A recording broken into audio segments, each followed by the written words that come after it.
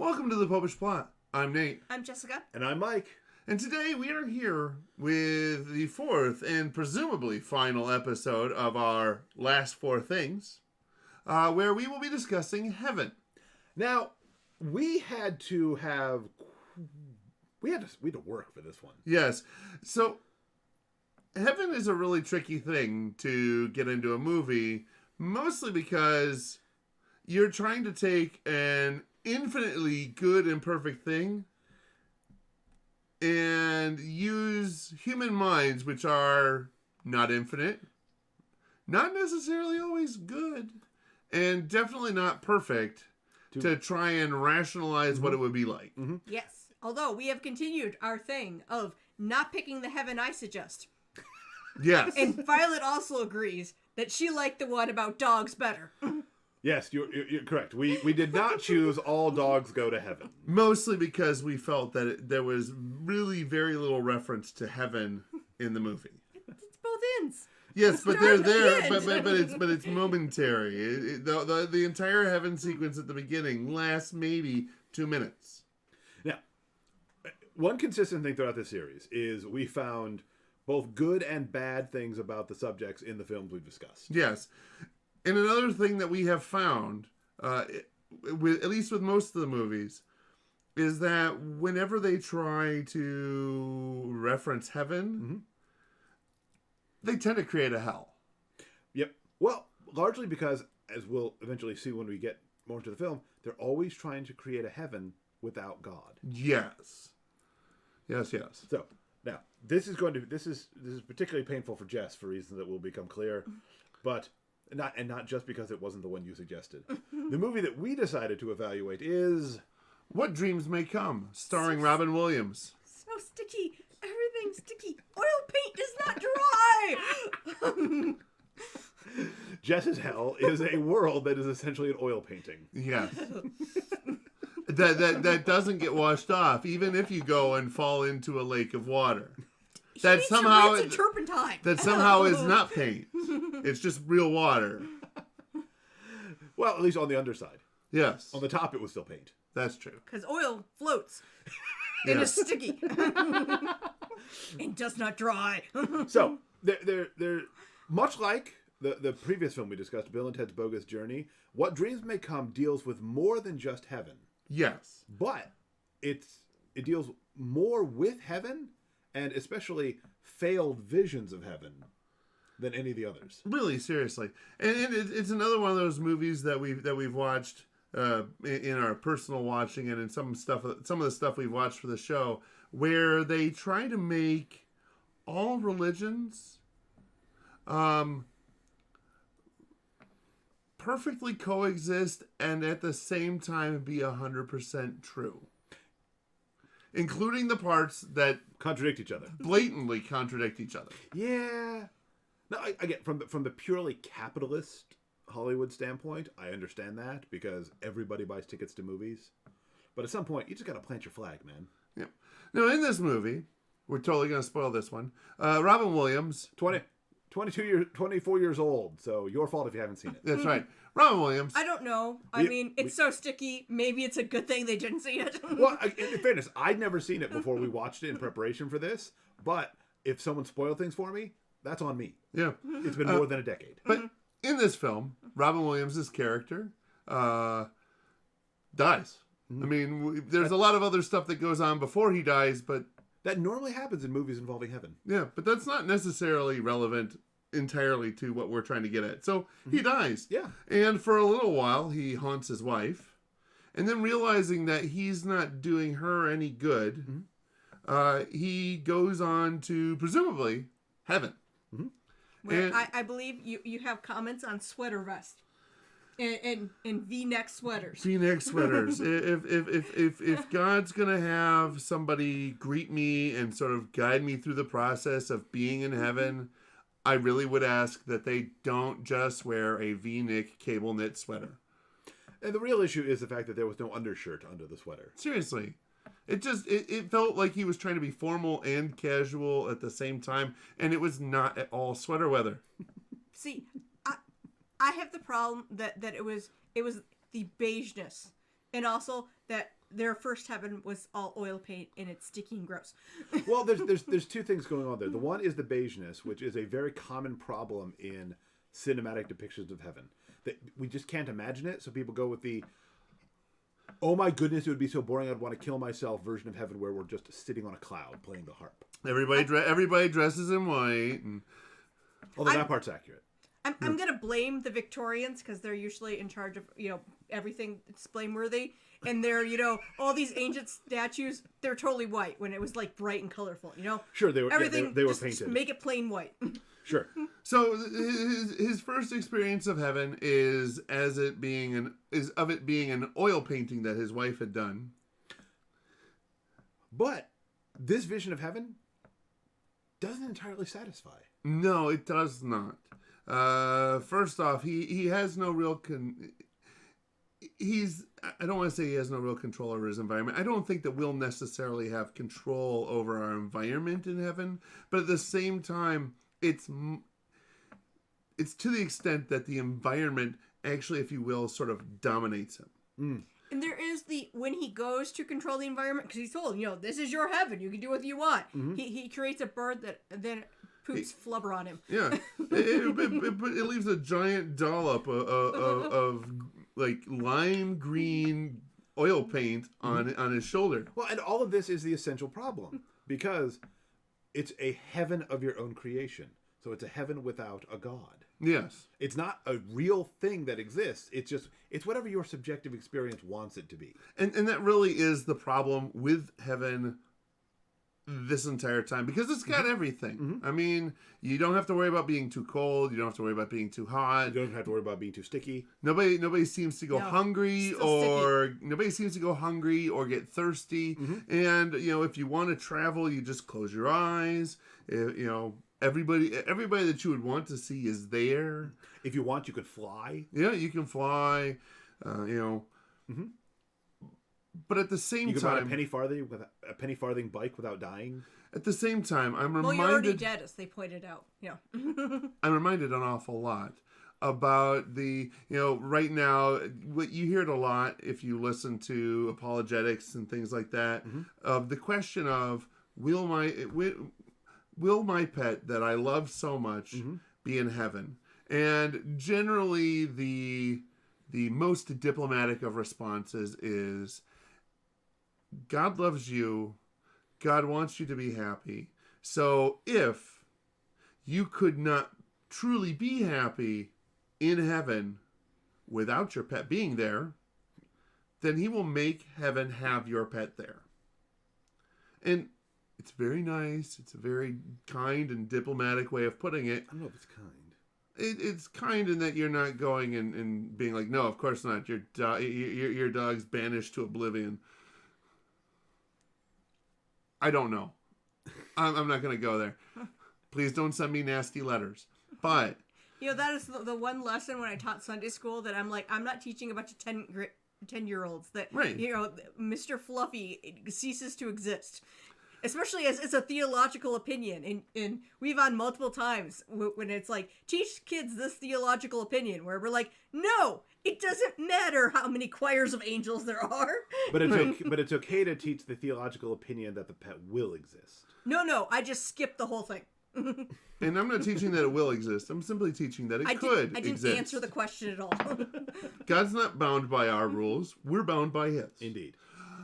But at the same time, the general point that's trying to be conveyed through this explanation is that you are going to be in the presence of God, beholding the beatific vision, beholding all goodness and love and perfection right there. So why wouldn't you be able to be happy? Yeah, there's a book by Dr. Ralph Martin synthesizing some of the quotations from the Doctors of the Church called The Fulfillment of All Desire.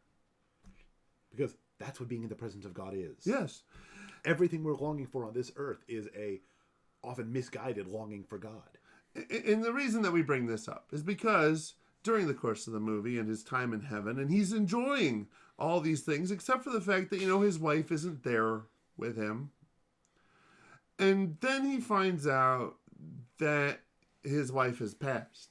She committed suicide, and as a result, she's now in a different place. They don't specifically call this place hell per se, but they make every allusion to it being hell. And suddenly, whatever peace he might have still had is completely out the window.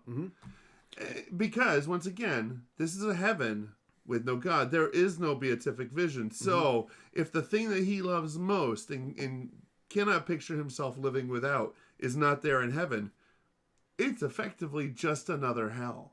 And so our protagonist chooses to leave heaven and go on a quest to hell. A quest which is fraught with peril, and he may not return from. He may actually end up in hell in trying to get his wife out of it. So the issues here are legion. Yes. The foremost being, as Nate has already said, if you love something more than you love God, the place where you are isn't heaven. No. Whatever it is, that if you were given a choice of having God or having this, and you cannot have both, whatever it is that makes you say, well, I don't know, that is the thing that is separating you from God. That is a thing that can lead you to hell. And that is a thing that could very well become your hell. Now, heaven is a fairly lonely place. You interact, as depicted in the film. Okay, yes. You interact with people, but depending on whether you want to or not, you don't really form relationships. Yes. While I haven't thoroughly studied Mormonism, this reminds me an awful lot of what I've heard their heaven is considered to be like. And that if you, we won't say go to heaven, but if you achieve that ultimate that ultimate level after your death, when you level up, when you leave this life and you reach the maximum level, you essentially become a god of your own world. You become to another planet as the being we know as God is to this planet. And essentially, that's what they have here. Now, all of these essentially everybody is in their own personal heaven. They have a certain amount of dominion and control over that heaven and how it behaves and how it interacts with them. And they can travel from theirs to other people's. But there's no requirement that they do so. I mean, realistically, if you wanted to go live in a hut in the middle of a field in some place that looks like, Mongolia, you could do so. You could totally do so. And people could come and visit you, but they don't have to. And you could theoretically put up signs saying, keep out. Yeah. I also found it interesting that both of his children in this story, who died earlier before, he died. Terrible accident. Yes. In their heaven, they're not even, Themselves. They're dealing with issues that if they grew them to adulthood, they'd probably see a shrink once a week to deal with. Now, it is suggested that the reason why they are not themselves is that when he passed from life to death, they chose to take these other forms so that they would be able to better reach him? Yeah. But even then, the sons is slightly more understanding, but the daughters you said a nice thing once to a You smiled at a flight attendant once on a plane, and she looked like this, so... I mean, I can totally see a teenage girl having those kinds of insecurities. Yes. But not in heaven. No. On earth. In heaven, you know who you are. Yes. Even on earth, it's something that if she grew, it would be like, you need to deal with this. This is an issue. It's not the type of issue where we're like, all right, in our failed state, we don't see how bad this is. No. Humans even here we see how bad this is. Yeah. The son took the form of his most trusted mentor because he knew that he would listen to that guy. Yes, which is at least on some level an understandable thing. It didn't seem like, essentially, I need to win Daddy's approval by being this random stranger you met for 5 minutes. No, I just need to be here to help him ease through the transition. But even the son assuming that form is weird, because the guy whose form he assumes a different form. Yeah. It's jacked up, man.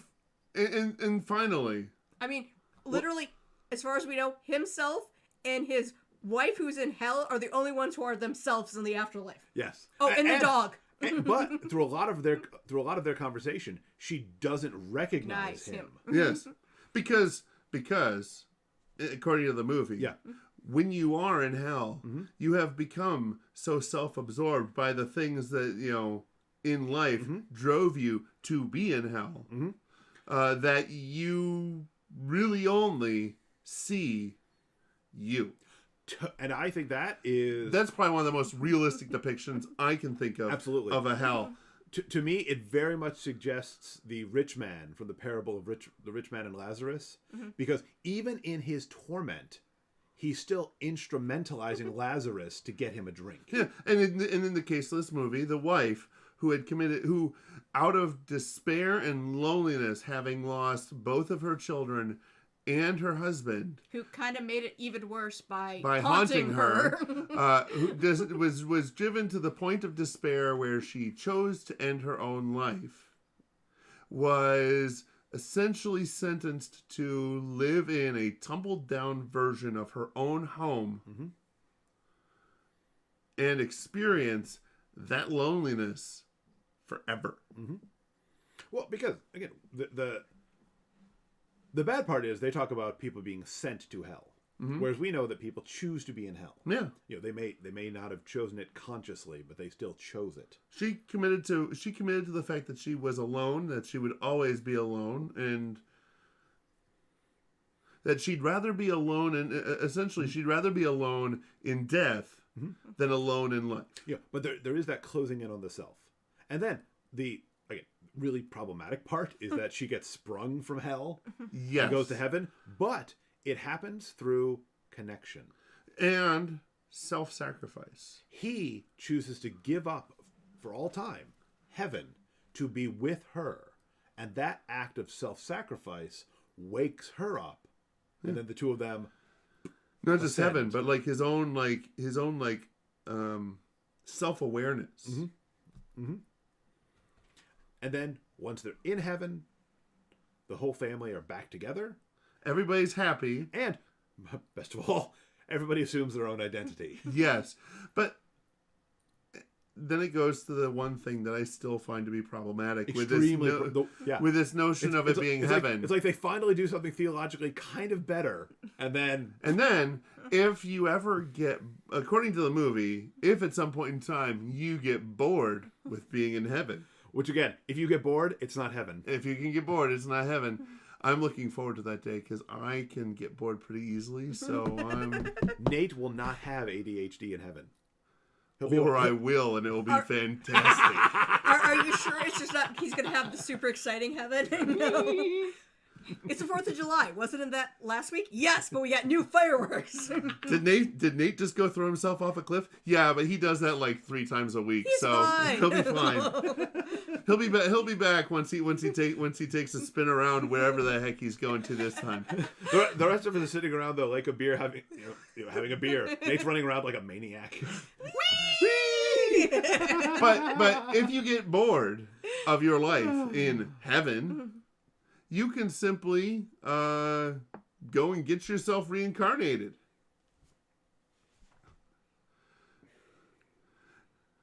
And because the main character and his wife were soulmates, which is very rare, apparently. When they got reincarnated, which at the same time, than suggesting that everyone has a soulmate. Yeah. Oh yeah.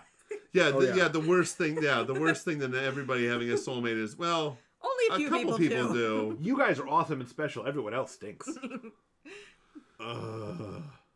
Yeah, that's bad.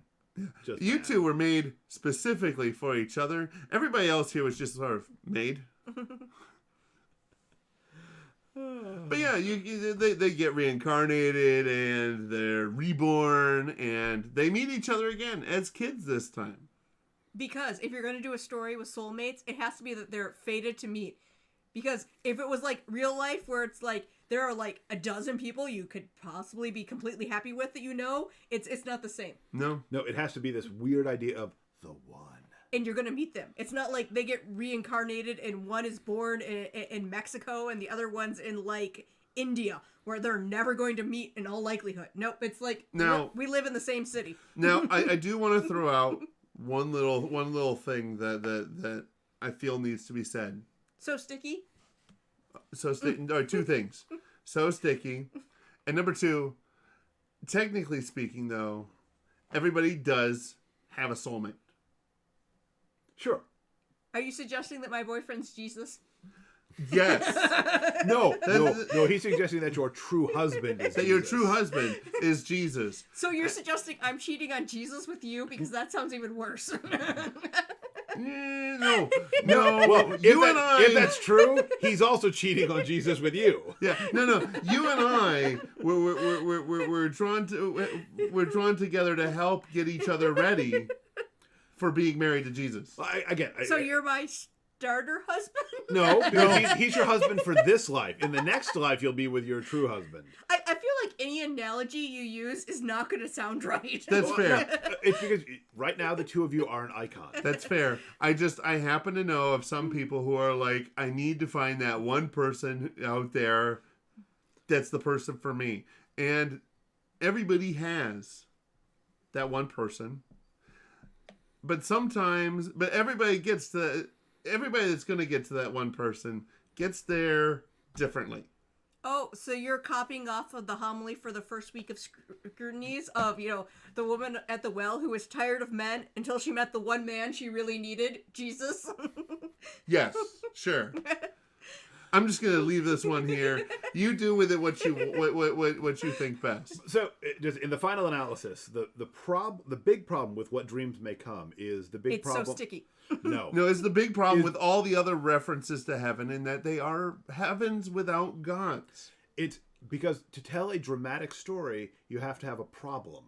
And yet when we get to heaven, our problems will be over. Yeah. So, like, for example, defend your life. There was no God there. There was just some sort of intellectual enlightenment. Snooty big brains. Yeah. So once again, you've got everything you could ever want, but none of it seems to make you happy. Mm-hmm. Yes. And even the big brains who are there, they don't seem happy. Yes. And Beetlejuice, the afterlife, was basically a trip to the DMV. Replete with waiting room. Yes. Yeah. I mean, with numbers, for pity's sake. Bill and Ted actually have a god that's a bright light and who, they're both like cool dude. Yeah. and he's generally approving of them, if not necessarily loving them. Well, I mean, they're going to cause the, earth harmony and whatnot. Be excellent to each other and party on. Yeah. And then there's there's clearly some kind of power at work in what dreams may come, but it's always hidden and it's very impersonal. Yeah, it's completely impersonal, disembodied, and background. It's very much a background power. Like, yeah, there's probably some power there, but you could probably be there for eternity and never really encounter it. Yeah. Not heaven. Nope. Because heaven's not going to be sticky. So, comment below on why we should have reviewed All Dogs Go to Heaven instead. Or maybe you have a better heaven film that we should have considered than the two of those. Give this episode a like, subscribe to our channel, ring the bell to be notified the next time a plot is uploaded. And until next time, remember to live your faith. Love your faith. Share that love. So sticky. And heaven could be sticky, but it'll be sticky in like I don't know how to describe it, but it will be sticky in like a good way. It'll be joyous sticky, like cotton candy. Like cotton candy all over your fingertips. Mm-hmm. But I don't like cotton candy on my fingertips. I like to You will smush then. it up into a little square, and you can bite it, and it crunches. And then just melt on your tongue. Yeah. Put chocolate on your fingertips. No, that means your chocolate has been wasted. It ended up on your fingertips and not on your mouth. That's the whole reason they made M&Ms. You can lick it off your hands. I'm still going to eat the chocolate on my finger, so I haven't wasted it. Because you don't get the quality of the chocolate. The thin layer of chocolate doesn't have as much chocolate leaf flavor. That's delicious. Yes. I love licking the chocolate off my fingers. I don't. It's sticky. I think you're just being silly now. I think you're being silly to be silly. All right, so Jess is going to be wearing gloves from now on. No, I don't like gloves because the tactile thing is different.